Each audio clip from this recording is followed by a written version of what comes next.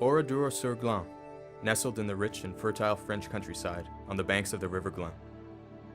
Just beyond the suburbs of the region's capital, Limoges, Oradour was connected to the city by a tram line, making several runs a day.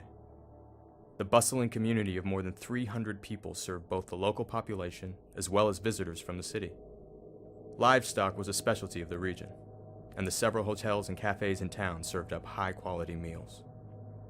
The church was known locally for its remarkable architecture, the ogival vault shouldered by 4 columns.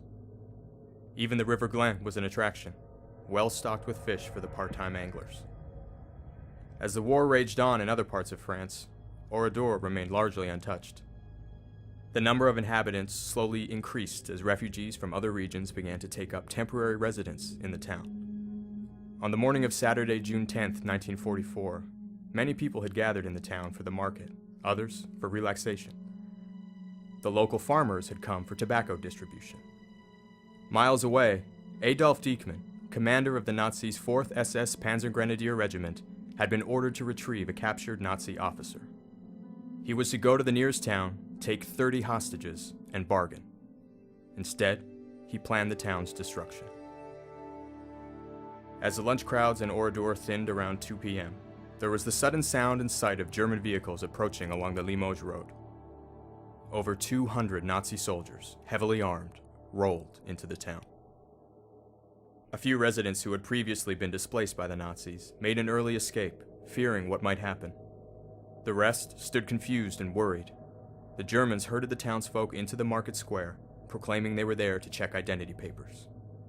A systematic search of all the houses was next, forcing all of the townsfolk, even the infirm, out of their homes wearing whatever they had on at the time. It was just before 3 p.m. when everyone had been gathered. The Germans then separated the men and the women. The men were split into several smaller groups and led off to various barns and larger buildings, guarded by soldiers with machine guns and rifles. The women and children were herded into the church. In the barns and buildings, the men huddled together, wondering what their fate might be. It wasn't long before they found out. Around 4 p.m., an explosion shuddered nearby, a signal for the German soldiers. They opened fire. The machine guns stopped. The soldiers went through the bodies, executing anyone still visibly alive. They then placed blankets and hay over the bodies and set them alight. Many of the men were still alive. Only 5 boys managed to escape out of all of the men in the town, wounded, crawling through a hole in the wall, and hiding in the cemetery. By 5 p.m., the Germans had turned their attention to the church. They set off an incendiary device inside, inciting panic within. As the women and children attempted to flee, they were gunned down without mercy. One woman, Marguerite Ruffanche, managed to escape through a broken back window, followed closely by a woman clutching her child. As the child cried out, the Germans were alerted and they opened fire. All 3 were shot, and only Marguerite survived, hiding, wounded, in a pea patch. The town was next.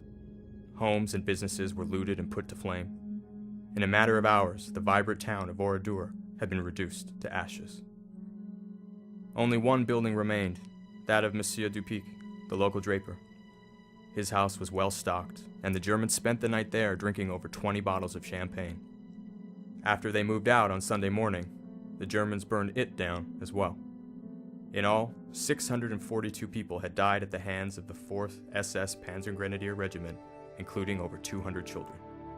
In the following days, surrounding towns, unaware of what had happened in Oradour, witnessed soldiers riding bicycles and scooters, bearing the names of Oradour residents. To combat the Allied invasion, Adolf Dieckmann's division was ordered to return to Normandy, where he and most of his division died in battle. Shortly after the war, General Charles de Gaulle declared Oradour should never be rebuilt. Instead, it should remain a stark memorial to Nazi cruelty. It was pronounced that the hundreds of victims of this tragedy would be remembered with the honored distinction, "Died for France."